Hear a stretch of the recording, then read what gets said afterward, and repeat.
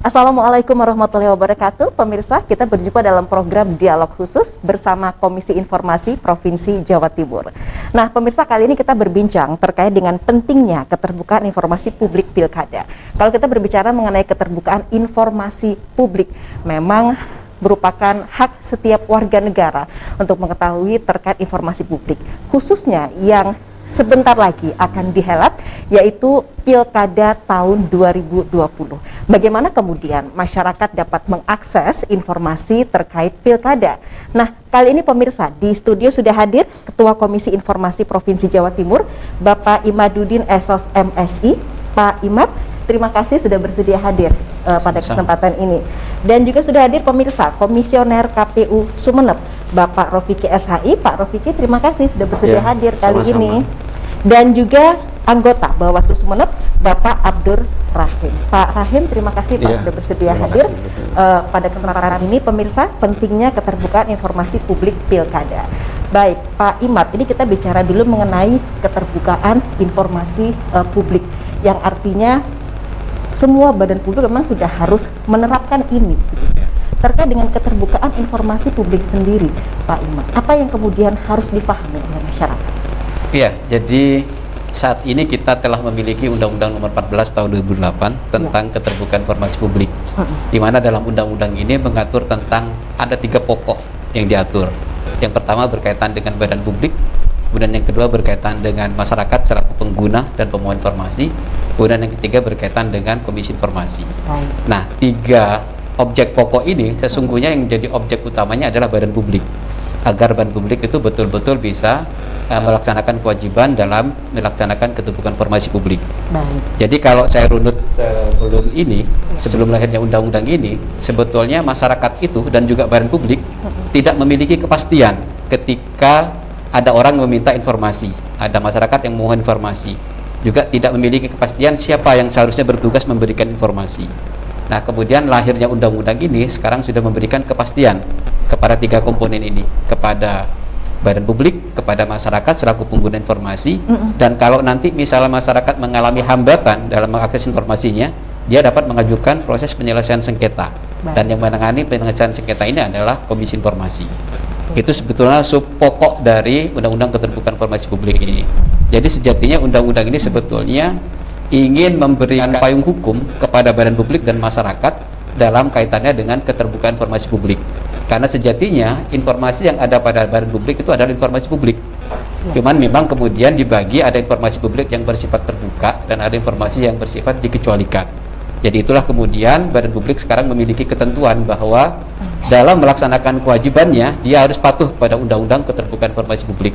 Jadi sekarang tidak ada alasan lagi bagi badan publik untuk kemudian menutup informasi publik yang dikuasainya. Oke, artinya di sini hak masyarakat untuk tahu terkait dengan informasi-informasi di sebuah badan publik itu sudah tidak bisa ditutupi, sudah tidak bisa dihalangi lagi. Betul. Ada sanksi berarti Pak yang mengatur soal itu? Ada, karena begini, di Undang-Undang Keterbukaan Informasi Publik ini itu mengatur kewajiban, hak dan kewajiban badan publik. Jadi kewajiban badan publik ini antara lain adalah badan publik wajib mengumumkan informasi publiknya secara berkala. Kemudian wajib mengumumkan secara serta-merta informasi publiknya. Kewajiban yang kedua adalah badan publik itu memiliki kewajiban untuk menyediakan informasi publiknya. Kenapa dikatakan wajib menyediakan? Karena kalau suatu saat masyarakat butuh terhadap informasi itu bisa langsung diberikan, maka kemudian informasi itu wajib disediakan. Kemudian ada kewajiban lain, salah satunya adalah wajib melayani ketika ada permohonan informasi yang diajukan oleh masyarakat atau pengguna informasi. Maka oleh karena itu kemudian karena sifatnya wajib, maka otomatis ada sanksi ketika kewajiban itu tidak dilaksanakan. Jadi dalam pasal 52 Undang-Undang Keterbukaan Informasi Publik mengatur apabila badan publik tidak memberikan, tidak melayani informasi yang dimohon atau tidak mengumumkan dan menyebabkan adanya kerugian, maka dapat dikenakan sanksi pidana 1 tahun penjara dan atau denda 5 juta rupiah. Itu sudah diatur. Jadi kalau itu tidak dilaksanakan, kewajiban tidak dilaksanakan, sanksinya adalah itu. Ada ketentuan itu.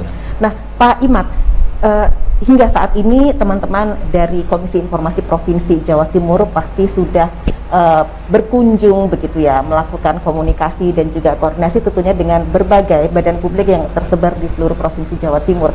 Bagaimana kemudian teman-teman di Komisi Informasi Provinsi Jawa Timur melihat implementasi dari keterbukaan informasi publik ini? Ya, jadi kami tiap tahun punya program evaluasi badan publik, namanya MONEF, Monitoring dan Evaluasi Badan Publik se-Jawa Timur. Nah, kemudian dari hasil monitoring yang kita lakukan, hasil evaluasinya memang menunjukkan progres dari sisi mengumumkan informasi publiknya atau dalam bahasa lainnya jadi memiliki progres yang cukup signifikan. Dia mengumumkan informasi secara berkalanya, tetapi memiliki sesuatu yang masih bersifat stagnan, bahkan dikatakan tidak cukup beranjak, itu berkaitan dengan ketika ada permohonan informasi. Jadi badan publik itu agak defensif ketika ada pemohon informasi. Jadi mereka biasanya tidak melayani permohonan informasi itu dengan baik, tidak menanggapi permohonan informasi yang diajukan oleh masyarakat, atau bahkan tidak memberikan. Nah, indikator itu yang masih belum mengembirakan, karena indikatornya adalah sengketa informasi publik yang masuk ke Komisi Informasi angkanya masih tinggi. Dan itu menandakan bahwa masih ada kendala dalam keterbukaan informasi publik pada badan publik. Apakah kendalanya karena faktor sarana prasarana, apakah faktor SDM di badan publik, atau faktor lainnya? Baik. Itu yang banyak terjadi. Oke, dari kegiatan monitoring dan evaluasi begitu, bagaimana sih kemudian tanggapan dari teman-teman di Komisi Informasi terkait dengan laporan masyarakat yang terbanyak itu tentang apa, Pak, terkait dengan keterbukaan informasi publik? Iya, yang masih seksi berkaitan dengan sengketa informasi itu menyangkut sengketa anggaran dana yang dikelola oleh badan publik, dan sekarang trennya sudah sedikit turun wilayahnya ke pedesaan. Jadi pemerintahan desa sekarang menjadi objek dalam konteks untuk diakses datanya oleh pemohon informasi, karena desa ini mengelola dana yang cukup besar, dana desanya. Jadi kalau tidak salah di 2019 itu hampir sekitar 7 triliunan kalau tidak salah yang dikelola oleh desa seluruh Indonesia itu, sehingga kemudian itu yang diakses oleh pemohon informasi, dan tingkat sengketanya pemerintahan desa ini sekarang sudah grafiknya semakin meningkat. Nah, oleh karena itu Komisi Informasi sekarang lebih mengedepankan, memprioritaskan untuk mengedukasi badan publik di pemerintahan desa. Oke, lebih fokus kepada badan di pemerintahan desa. Iya, pemerintahan desa. Pak Imad, ini ada kriteria informasi-informasi yang bisa dengan leluasa diakses oleh masyarakat, tetapi ada juga yang memang masyarakat tidak mudah atau bahkan terbatas untuk mengaksesnya. Bagaimana sih kemudian kita mengedukasi kepada masyarakat agar mereka paham dan tidak kemudian langsung menghakimi bahwa saya tuh minta informasi ini nggak dikasih. Itu kan sebenarnya ada klasifikasinya ya, Pak. Iya. Informasi yang boleh dan tidak boleh. Seperti apa, Pak? Ya, jadi kalau informasi yang bersifat wajib diumumkan secara berkala itu sudah pasti informasi terbuka. Kemudian informasi yang wajib disediakan setiap saat itu sudah pasti informasi terbuka. Karena badan publik nantinya dapat melakukan klasifikasi terhadap informasi yang dimilikinya, mana yang masuk kategori informasi yang bersifat terbuka dan mana yang dikecualikan. Dan yang dikecualikannya itu juga harus memiliki alasan yang jelas, yang terukur, dan harus ada memiliki uji konsekuensi. Karena tidak bisa kemudian seperti sebelumnya nyatakan ini informasi dikecualikan, alasannya apa? Pokoknya dikecualikan. Jadi tidak boleh sekarang. Istilah pokoknya harus terukur. Nah, ukurannya adalah mengecualikan informasi itu mengacu kepada konsekuensi yang diatur pada pasal 17 di Undang-Undang Keterbukaan Informasi Publik. Ada 10 item di situ. Jadi kalau ada di situ, itu bisa mereka mengecualikan. Jadi uji konsekuensinya mengacu kepada pasal 17 Undang-Undang Keterbukaan Informasi Publik. Oke, baik. Kalau melihat secara keseluruhan, Pak, di Provinsi Jawa Timur sudah lebih baik artinya? Ya, dari tahun ke tahun sudah ada progres lah, ada kemajuan. Tetapi kemudian ini perlu ada penguatan kembali, jangan sampai kemudian di daerah-daerah atau badan publik tertentu yang tidak ada sengketa di Komisi Informasi menganggap bahwa dia sudah terbuka. Tapi belum tentu, karena ada beberapa tempat yang kita datangi, meskipun tidak ada sengketa di Komisi Informasi, tapi sebetulnya keterbukaan informasi publiknya masih belum mengembirakan. Belum begitu maksimal. Iya. Oke, luar biasa. Nah, Pak Imad, ini kan kita di episode kali ini berbicara terkait juga dengan keterbukaan informasi publik pilkada. Nanti akan kita bahas juga bagaimana sebenarnya terkait dengan keterbukaan informasi publik pilkada ini ya, Pak ya. Bersama Pak Rofiki dan Pak Rahim tentunya. Terima kasih pemirsa Anda tetap setia untuk bersama Dialog Khusus. Dialog Khusus bersama Komisi Informasi Provinsi Jawa Timur masih akan kembali sesaat.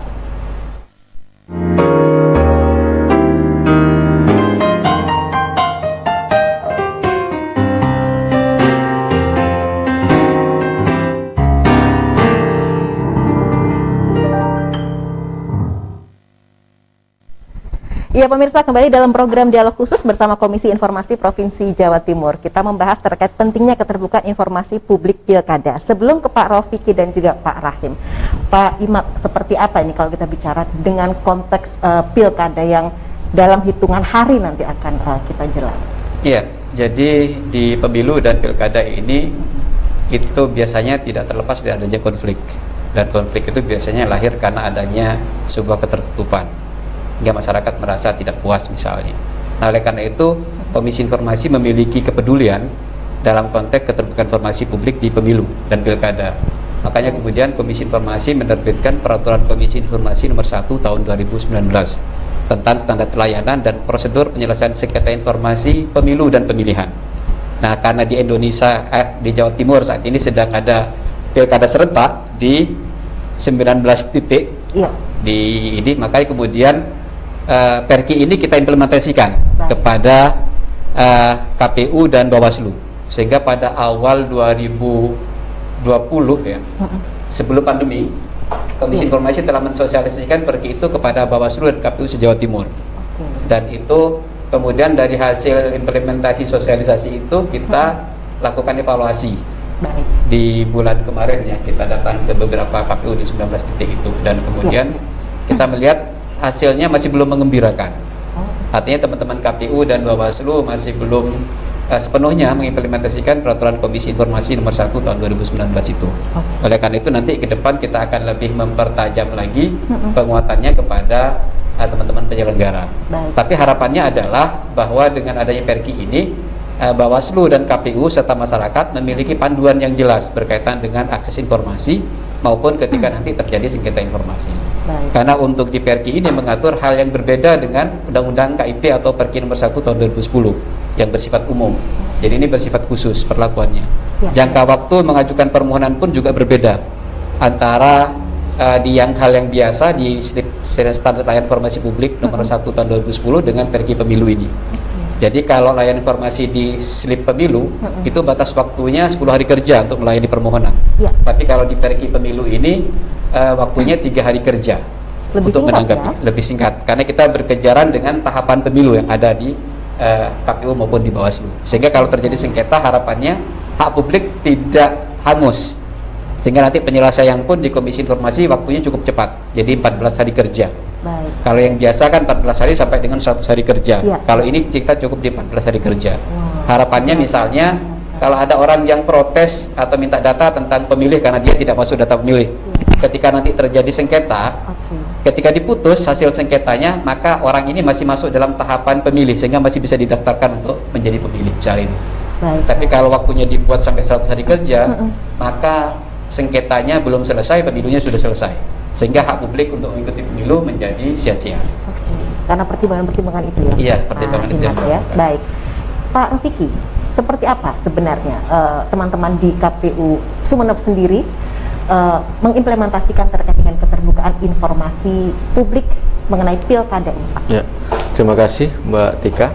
Jadi kalau berbicara soal informasi publik terkait dengan pilkada, KPU Kabupaten Sumeneb ini memulainya sejak 2019 ya.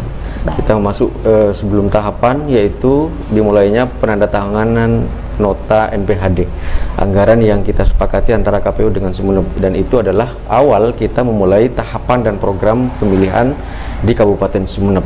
Kemudian sekarang ada PKPU juga, PKPU 5 tahun 2020 itu sebagai program dan tahapan yang itu harus juga diketahui oleh masyarakat.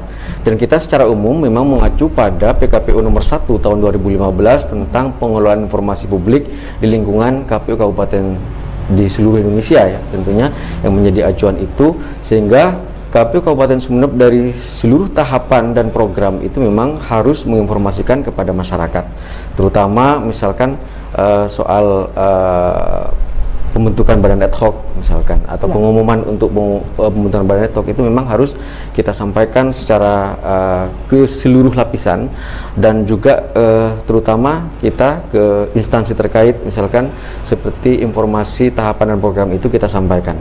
Kemudian juga di laman-laman KPU kita juga sudah sampaikan, dan juga melalui badan ad hoc yang ada di bawah juga kita sampaikan untuk informasi-informasi yang memang harus diketahui oleh masyarakat, terutama misalkan kemarin ada tahapan pencalonan.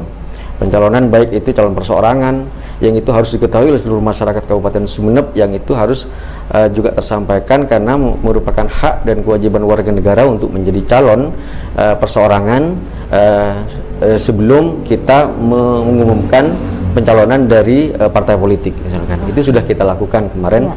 Dari kita memang minim dari sisi pengadministrasian ya untuk sekarang. Misalkan informasi-informasi yang harusnya ditata dengan baik itu biasanya kita lakukan di akhir ya. Bukan pada saat kita mengumumkan ada pengadministrasian yang baik sehingga kalau masyarakat misalkan butuh kita langsung menyajikannya ya. Tapi untuk secara umum ketika misalkan masyarakat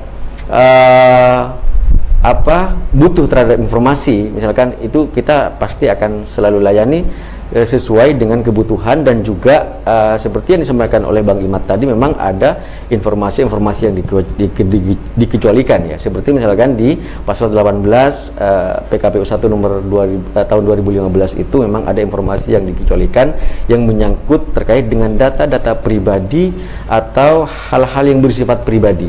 Sehingga kemarin memang kita sempat di soal terkait dengan informasi soal hasil dari nilai rekrutmen PPK.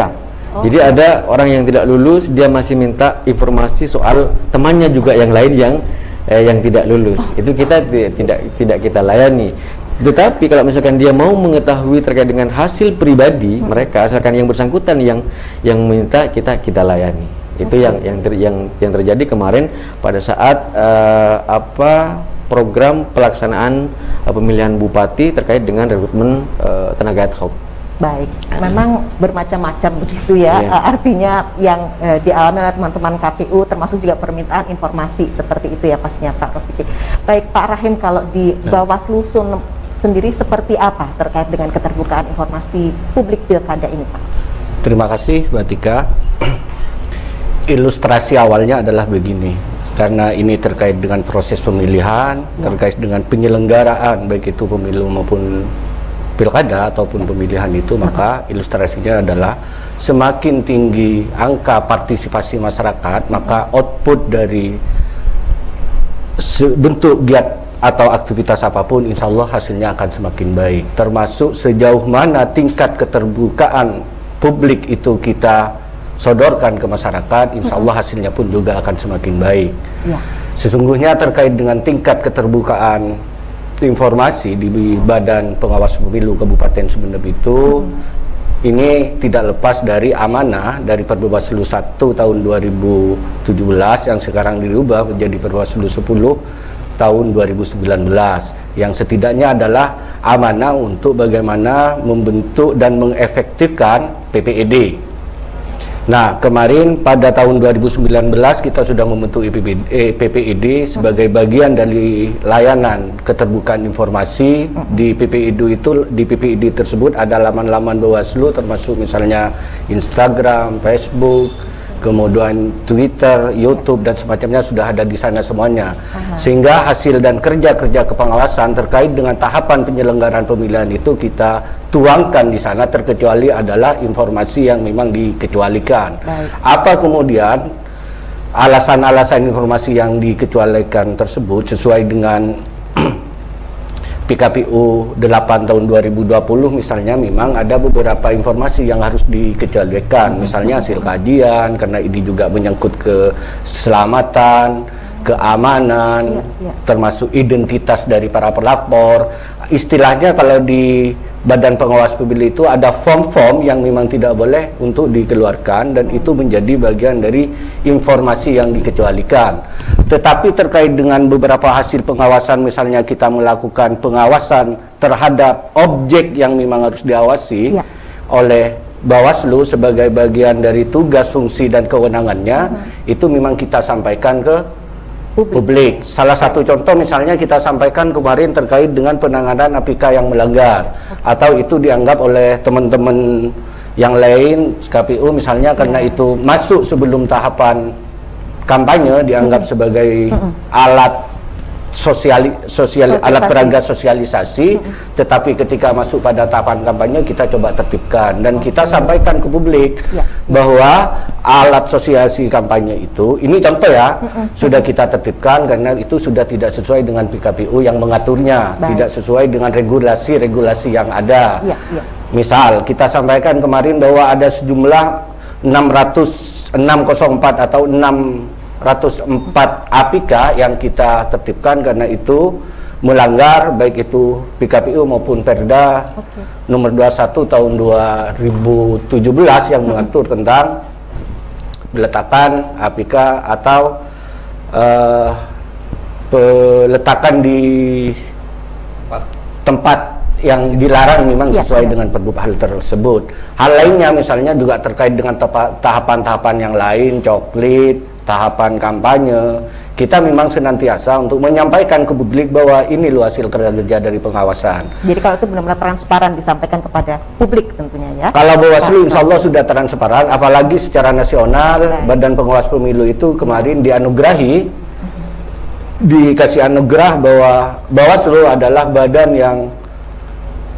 Bawaslu adalah badan terbaik dalam hal keterbukaan informasi. Luar biasa. Oke, masih akan berlanjut pemirsa dialog khusus kita kali ini bersama Komisi Informasi Provinsi Jawa Timur. Kami akan kembali sesaat lagi.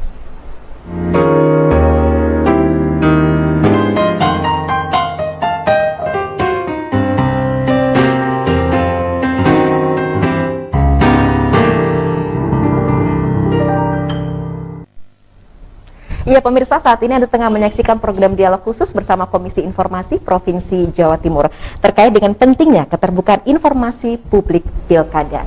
Baik Pak Imad, bagaimana kemudian Komisi Informasi Provinsi Jawa Timur melihat dari kinerja teman-teman KPU dan juga Bawaslu Sumeneb yang terkait dengan keterbukaan informasi publik pilkada yang tadi telah disampaikan? Ya. Jadi secara keseluruhan kalau untuk keterbukaan informasinya sesuai dengan peraturan Komisi Informasi nomor 1 tahun 2019 tentang istilah singkatnya Perki Pemilu ya. Itu untuk Sumeneb sudah lumayan lah, cukup bagus. Baik. Karena ketika kita lihat dari beberapa item yang kita evaluasi itu terpenuhi.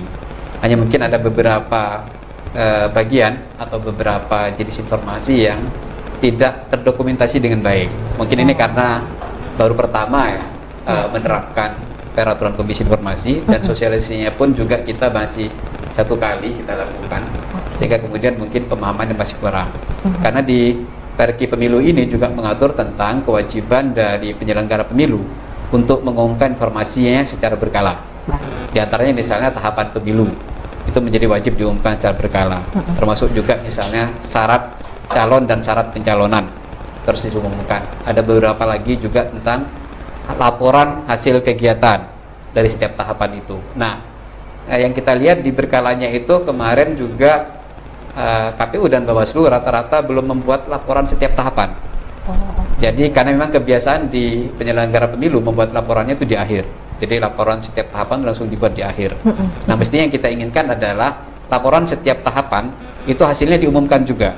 Nah, kalau tentang data pemilih misalnya, setelah dilakukan pendataan, ditetapkan DPT, hasilnya kan diumumkan kepada publik melalui media yang terjangkau oleh masyarakat. Tapi kemudian hasil laporannya dalam bentuk laporan yang tertulisnya itu, kan biasanya laporan itu di dalamnya mengindikasikan misalnya adanya temuan-temuan lapangan, kendala-kendala dan sebagainya. Nah, itu masih belum dipublikasikan. Mungkin nanti di akhir akan dipublikasikan. Tapi secara keseluruhan it's okay untuk KPU Sumeneb. Jadi untuk keterbukaan informasi berkalanya sudah jalan. Hanya mungkin nanti perlu dirapikan sedikit di penempatannya. Dan kelemahannya salah satunya hampir di semua KPU dan Bawaslu di Jawa Timur yang melaksanakan pilkada ini di 19 titik yang kita datangi kemarin itu belum memiliki daftar informasi khusus pemilu. Jadi sebetulnya informasi mereka punya, tapi belum dibuat daftarnya. Sementara daftar informasi khusus pemilu itu masuk informasi yang wajib tersedia setiap saat. Sehingga kalau misalnya orang mau tahu KPU itu punya informasi apa saja di pemilu, tinggal melihat daftarnya aja sudah bisa tahu. Sehingga nanti kalau dia butuh ingin lebih lanjut bisa dimohon kepada KPU maupun Bawaslu. Oke, baik. Nah, Pak Rofiki, ini kalau kita bicara mengenai upaya untuk bisa meningkatkan tingkat partisipasi politik publik begitu ya dalam Pilkada 2020 ini, khususnya di tengah pandemi COVID-19 ini Pak Rafiq. Bagaimana kemudian upaya dari teman-teman di KPU Sumeneb terkait dengan keterbukaan informasi publik pilkada dengan melihat atau dengan mempertimbangkan seperti apa sih sebenarnya kondisi atau karakteristik kultur dari masyarakat Sumeneb ini sendiri Pak? Jadi untuk kita menginformasikan ya terkait dulu dengan adanya pemilihan ini, karena kita sempat tertunda kemarin dari tanggal 23 September menuju 9 Desember karena adanya pandemi COVID-19, sehingga KPU tidak memang menjadi kewajiban untuk terus melakukan sosialisasi ya istilahnya kalau di kita, sosialisasi untuk meningkatkan partisipasi masyarakat. Jadi memang untuk karakter masyarakat Kabupaten Sumeneb ini berbeda-beda. Jadi kalau di daerah kepulauan misalkan berbeda dengan daratan, misalkan kalau di daratan juga satu sama lain juga karakternya berbeda. Terkait juga dengan beberapa hal yang kita temukan kemarin terkait dengan keterbukaan informasi khususnya ini ada memang masyarakat yang selalu mempersoalkan hal-hal yang bersifat pribadinya orang. Itu yang kita temukan ya, kepo ya. Jadi sehingga kita tidak bisa melayani hal itu. Kemudian ya kita akan terus mensosialisasikan ini sampai nanti di tanggal 9 Desember ini untuk bagaimana partisipasi masyarakat ini tinggi. Jadi kemarin Coklit juga bagian dari sosialisasi ya. Kita punya tenaga 2.500 orang yang pergi ke rumah-rumah menginformasikan sekaligus mencatat ya informasi itu menuju penetapan DPT ya untuk itu, sehingga kalau soal informasi pemilihan insya Allah masyarakat Sumeneb sudah tahu. Untuk 9 Desember ini ada pemilihan bupati dan wakil bupati. Ya, persoalan nanti datang ke TPS itu adalah persoalan lain nanti yang menjadi PR tersendiri juga bagi saya sebagai penyelenggara sampai ke bawah nanti ke TPS untuk terus bagaimana meyakinkan masyarakat saat ini di tengah kondisi COVID-19 ini penyelenggara dan penyelenggaraan benar-benar aman, terutama nanti di TPS. Itu juga kita sampaikan dari awal bahwa kita KPU tidak hanya bagaimana mensukseskan pelaksanaan pemilihan, tapi juga berpikir tentang kesehatan dan keselamatan bersama, terutama pemilih, penyelenggara maupun juga paslon. Oke, luar biasa. Nah, Pak Rahim, di sini yang juga tidak kalah penting adalah ketika kemudian Bawaslu Sumeneb ini mengimplementasikan keterbukaan informasi publik pilkada, itu kan juga salah satu poinnya sebenarnya memberikan edukasi dan juga pendidikan politik bahwa ini loh masyarakat itu juga bisa berpartisipasi, salah satunya dengan menjadi pengawas, begitu ya. Nah, bagaimana terkait dengan masyarakat bisa berperan juga untuk mengawasi jalannya pilkada ini, Pak? Terima kasih, Mbak Tika. Secara kelembagaan kita sadar bahwa sesuai dengan amanah Undang-Undang 10 tahun 2016 itu, bahwa di sana diatur satu desa itu terdiri dari satu pengawas desa, satu TPS terdiri dari satu pengawas TPS, satu kecamatan terdiri dari 3 orang pengawas kecamatan. Sehingga kalau di jumlah ini satu TPS 1 orang, satu desa 1 pengawas, satu kecamatan 3 orang itu adalah memang berbeda dengan teman-teman di KPU dan jajarannya itu sebagai penyelenggara teknis. Kalau di KPU tiap TPS misalnya 7, kemudian di tingkat desa itu 3, kita hanya memiliki 1. Sehingga dari kesadaran itu maka muncul di kita terkait dengan bagaimana kemudian mengefektifkan aktivitas pengawasan yang dilakukan oleh teman-teman pengawas terkait dengan objek pengawasan. Ya, salah satunya adalah tahapan-tahapan yang diselenggarakan oleh teman-teman KPU. Salah satu yang kita laksanakan, yang sudah kita laksanakan, sedang kita laksanakan, dan juga akan kita laksanakan adalah mencoba untuk mengajak seluruh elemen masyarakat untuk menjadi pengawas partisipatif. Yang kita sampaikan seperti kemarin kita sosialisasikan ke beberapa diseminasi atau kelompok-kelompok sasaran itu yang kita ajak untuk bekerja sama menjadi bagian dari pengawas partisipatif. Di samping bahwa di Sumeneb itu sudah ada lulusan sekolah kader pengawasan partisipatif sejumlah 57 orang. Dan semuanya sudah bersertifikat, dinyatakan lulus dan siap untuk diajak bekerja sama untuk melakukan pengawasan terkait dengan seluruh tahapan proses penyelenggaraan pemilihan di Kabupaten Sumeneb. Oke, Pak Rahim, terkait dengan nanti sekolah kader pengawasan akan kita bahas sesaat lagi. Pemirsa tetaplah bersama kami dalam program Dialog Khusus bersama Komisi Informasi Provinsi Jawa Timur.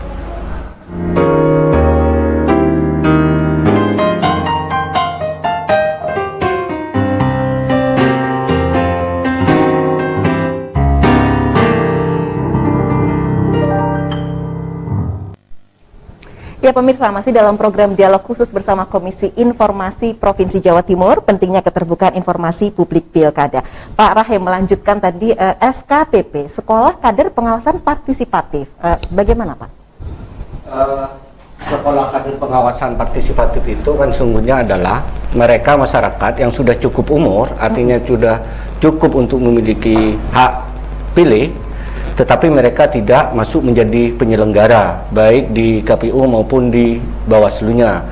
Sehingga mereka yang tidak masuk kita ajak untuk menjadi pengawas partisipatif.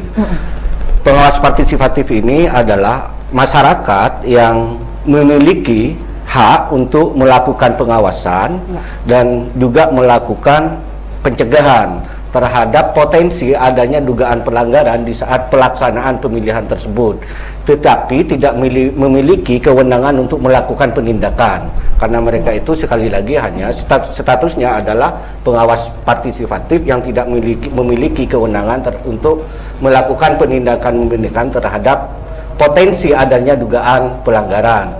Tetapi di luar itu, di samping memang kalau di Sumeneb ya, di samping memang kita kemarin mencoba untuk mengkonsolidasi lulusan sekolah kader pengawasan partisipatif itu, kita juga mencoba untuk terkait dengan kultur ini lagi, karena di Sumeneb itu banyak pesantren, kita juga mengajak beberapa santri yang ada di wilayah Kabupaten Sumeneb itu untuk juga terlibat aktif menjadi pengawas partisipatif. Tentu yang kita lakukan adalah mencoba untuk memberikan pendidikan terkait dengan pengawasan partisipatif. Sektor lain yang kita juga garap, sesungguhnya kan targetnya adalah bagaimana hasil proses pemilihan di Kabupaten Sumeneb itu kualitasnya semakin baik. Untuk menuju kualitas yang baik, tentu saja derajat untuk kebaikan-kebaikan itu juga harus terpenuhi. Sehingga dari gagasan-gagasan itu juga kemarin muncul, di samping memang santri mengawasi, ada forum warga. Forum warga kita mencoba masuk ke, kalau di Sumeneb disebut dengan kelompok-kelompok atau apa ya, perkumpulan yang biasanya dilangsungkan tiap mingguan, tiap bulanan, tiap 2 mingguan. Kita masuk ke sana untuk juga melakukan sosialisasi dan mengajak mereka untuk menjadi pengawas partisipatif. Tentu ini membutuhkan waktu. Kalau di Sumeneb itu kan biasanya pelaksanaan giat dari kelompok masyarakat itu kadang malam, yang malam hari kita sempatkan untuk hadir ke perkumpulan itu, menyampaikan dan mensosialisasikan tentang aturan atau regulasi-regulasi dan mengajak masyarakat itu untuk menjadi pengawas partisipatif. Di kalangan intelektual kita juga mencoba untuk mengadakan Ghost to Campus. Kita mengajak golongan-golongan akademik, mahasiswa, sivitas akademika untuk juga mendorong adanya pengawas partisipatif untuk menciptakan suasana demokrasi yang aman, nyaman, dan menciptakan output hasil demokrasi yang semakin berkualitas. Kian hari demokrasi ini memang harus lebih baik. Semangatnya adalah semangat bagaimana kemudian seluruh tahapan proses ini outputnya juga akan semakin baik pula. Dan itu memang menjadi harapan sesuai dengan cita-cita seluruh masyarakat di Kabupaten Sumeneb.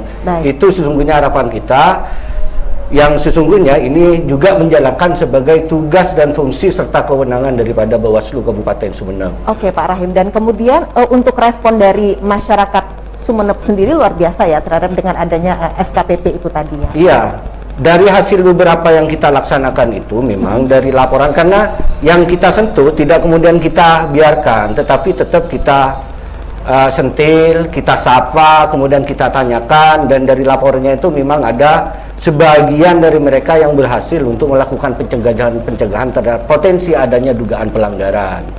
Misalnya, karena kalau di desa, apalagi kayak Sumeneb ini yang terdiri dari dua hal ya, misalnya daratan dan kepulauan yang kulturnya barangkali juga beda. Perlakuan kita, kemudian analisis kita itu juga memang harus beda. Meskipun di tingkat kajian teman-teman ini juga penting kita sampaikan bahwa partisipasi masyarakat itu sungguhnya terdiri dari tiga golongan atau tiga kelompok. Mereka yang di area H hadir, menyalurkan hak suaranya, mereka berpartisipasi, tetapi hanya sebatas berpartisipasi, setelah itu pulang. Yang kedua adalah mereka yang melaksanakan giat-giat partisipasi, tetapi kemudian tidak melakukan apa-apa setelah giat partisipasi atau sosialisasi tentang regulasi dari pelaksanaan pemilihan itu. Yang ketiga ini, dan ini sungguhnya yang kita harapkan dari sekian banyak kita pergi atau bertemu dengan masyarakat, adalah kelompok masyarakat yang menjadi pengawas partisipatif, terlibat aktif melakukan pencegahan, pengawasan. Jika ada suatu dugaan pelanggaran, silakan dilaporkan ke Bawaslu Kabupaten Sumeneb. Itu yang kita lakukan. Sekali lagi bahwa harapan kita terhadap masyarakat itu adalah menjadi kelompok yang nomor 3 ini. Pak Rahim. Ya, Pak Rofiki, kalau di Bawaslu ada pengawasan partisipatif begitu ya, terkait dengan pengawasan pilkada. Bagaimana di KPU Sumeneb sendiri, Pak Rofiki, ini terkait dengan sosialisasi apa yang dimiliki oleh KPU, Pak? Ya, karena untuk tahun ini KPU ditarget ya dalam hal angka partisipasi adalah di kisaran 77,5% ya di secara nasional. Kita juga mengikuti itu minimal nanti di Sumeneb nanti ada sekitar 80% lah dari DPT yang sudah ditetapkan sebanyak 822.320 pemilih ya untuk pemilihan bupati dan wakil bupati tahun ini.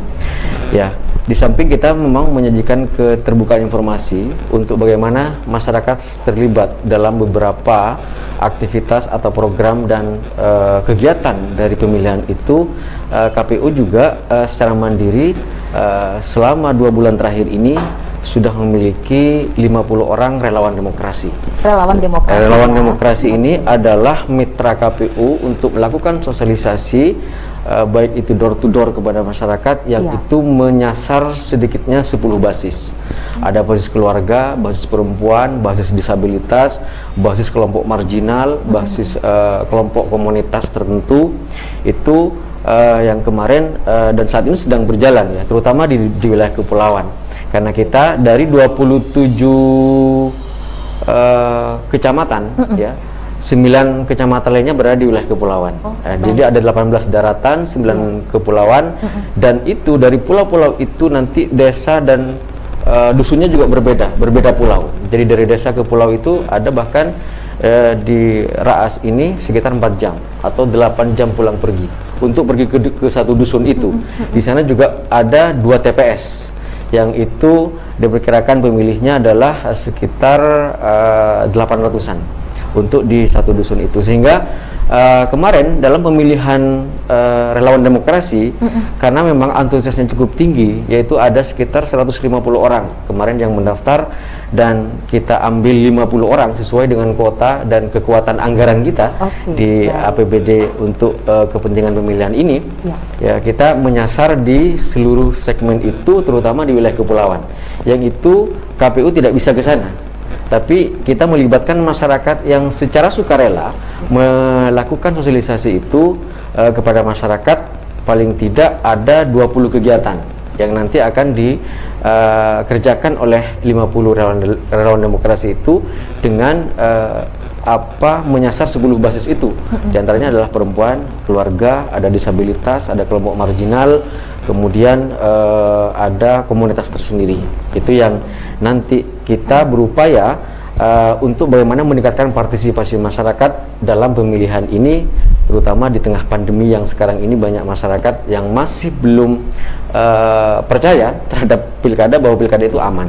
Karena dari sisi penyelenggaraan, itu sebuah tantangan tersendiri bagi para relawan demokrasi juga tentunya. Ya, kita di penyelenggara teknis juga menjadi tantangan tersendiri ketika misalkan kita harus melaksanakan protokol kesehatan, itu yang terpenting untuk saat ini. Oke, baik.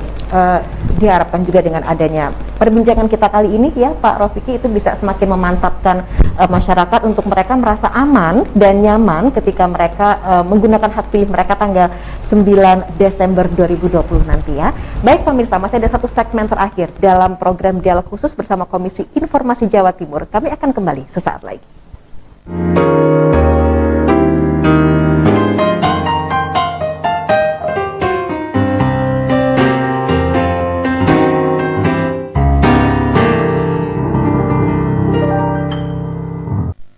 Terima kasih pemirsa, Anda masih menyaksikan program dialog khusus bersama Komisi Informasi Provinsi Jawa Timur terkait pentingnya keterbukaan informasi publik pilkada. Pak Imad, kalau tadi kita sudah mendengar seperti apa kemudian implementasi atau apa yang sudah dilakukan oleh teman-teman baik di Bawaslu maupun KPU Sumeneb gitu ya terkait dengan keterbukaan informasi publik pilkada. Tetapi pertanyaannya adalah apakah kemudian untuk perki atau peraturan Komisi Informasi ini sudah benar-benar diterapkan oleh teman-teman di KPU dan Bawaslu Sumeneb? Ya, jadi hadirnya pergi pemilu ini sebetulnya untuk memberikan panduan kepada penyelenggara pemilu apa-apa yang harus dilakukan, termasuk kewajibannya. Baik. Nah, saat ini pemilu kada ini berlangsung dalam situasi pandemi. Nah, oleh karena itu kemudian ada kewajiban yang harus dilakukan oleh penyelenggara pemilu, khususnya KPU, berkaitan dengan kewajiban untuk mengumumkan informasi publiknya secara serta-merta. Artinya informasi publik yang wajib diumumkan secara serta-merta itu adalah informasi yang berkaitan dengan hajat hidup orang banyak. Atau ketika diumumkan, tidak diumumkan, itu akan berakibat terhadap terganggunya pelaksanaan pilkada.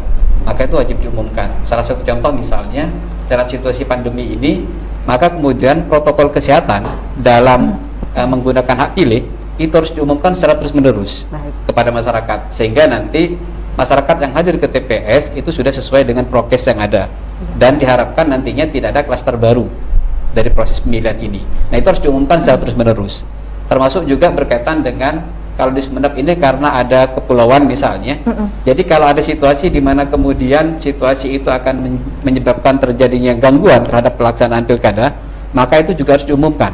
Berkaitan dengan dampak, antisipasi, cara penanggulangannya itu harus diumumkan. Itu menjadi kewajiban yang diatur dalam Peraturan Komisi Informasi Nomor 1 Tahun 2019 ini berkaitan dengan informasi yang wajib diumumkan secara serta-merta. Jadi poinnya adalah informasi yang wajib diumumkan secara serta-merta ini tidak boleh ditunda, harus diumumkan dengan cara yang mudah dan mudah dipahami oleh masyarakat. Karena itu berkaitan dengan kepentingan dan hajat hidup orang banyak. Karena kalau itu tidak diumumkan bisa berakibat satu, pilkadanya menjadi terganggu, atau kemudian hak-hak masyarakat menjadi terlanggar. Itu yang diharapkan agar kemudian penyelenggara ini bisa menyampaikan informasi itu secara terus-menerus kepada masyarakat. Oke, artinya juga semakin meyakinkan masyarakat begitu ya, Pak Imad ya, bahwa mereka dengan datang ke TPS pun karena sudah ada protokol kesehatan yang diterapkan dan harus dilaksanakan, memang itu juga bisa keselamatan, kesehatan semua pihak bisa terjamin. Seperti itu pastinya ya. Masyarakat merasa aman nanti ketika datang ke TPS. Oke, baik. Pak Rahim, apa yang mau disampaikan kepada masyarakat pada kesempatan ini? Terima kasih. Kesukses penyelenggaraan pemilihan ini sungguhnya tidak hanya semata-mata tergantung kepada pihak penyelenggara, tetapi partisipasi aktif dari seluruh lapisan masyarakat, dari pihak kepolisian, dari TNI, Polri, kemudian dari apalagi di saat pandemi ini protokol kesehatan atau Satgas COVID-19 juga kita harapkan untuk juga ikut terlibat dan mensukseskan jalannya penyelenggaraan pemilihan Bupati dan Wakil Bupati di Kabupaten Sumeneb. Dan tentu saja mari kita awasi dengan bersama-sama pula kepada masyarakat, harapan kita untuk mengawasi tiap tahapan proses yang dilaksanakan oleh teman-teman penyelenggara teknis. Dan terkait dengan keterbukaan informasi ini tidak semata-mata tergantung kepada Bawaslu Kabupaten Sumeneb, tetapi himbauan, petunjuk dan arahan dari KI senantiasa dan masukannya kita harapkan untuk memperbaiki keterbukaan informasi yang ada di Badan Pengawas Pemilihan Umum Kabupaten Sumeneb. Oke, Terima kasih, baik. Mbak. Iya, Pak Rahim. Baik, Pak Rafiki, apa yang mau disampaikan kepada pemirsa pada kesempatan ini? Kalau saya mengajak terus ya untuk masyarakat berpartisipasi dalam seluruh tahapan dan program, terutama nanti di tanggal 9 Desember untuk datang ke TPS, karena jangan khawatir, untuk seluruh penyelenggara kita akan rapid test pada tanggal 26 ini secara serentak di seluruh puskesmas di Kabupaten Sumeneb sebagai ikhtiar awal untuk bagaimana mendeteksi bahwa penyelenggara di tingkat TPS itu tidak terpapar, artinya non reaktif semuanya. Baik. Dan kita memang sudah bekerjasama dengan Dinkes terkait dengan hal itu, dan masyarakat pun nanti juga ketika di TPS akan juga melaksanakan protokol kesehatan yang ketat. Jika memang tidak pakai masker, kita akan beri masker, dan nanti juga pakai sarung tangan, sebelumnya cuci tangan yang bersih, kemudian kalau bisa adalah membawa pulpen sendiri, dan di sana nanti akan disemprot juga dengan hand sanitizer. Dan artinya untuk protokol kita sudah siapkan, dan alat-alat itu sudah sampai sekarang di tingkat desa untuk alat protokol kesehatannya. Baik. Jadi tinggal nanti untuk logistik pemilihannya nanti menyusul terkait dengan surat suara dan sebagainya. Artinya jangan khawatir untuk datang ke TPS dalam rangka menyalurkan hak pilihnya di tanggal 9 Desember 2020. Baik, Pak Rafiki.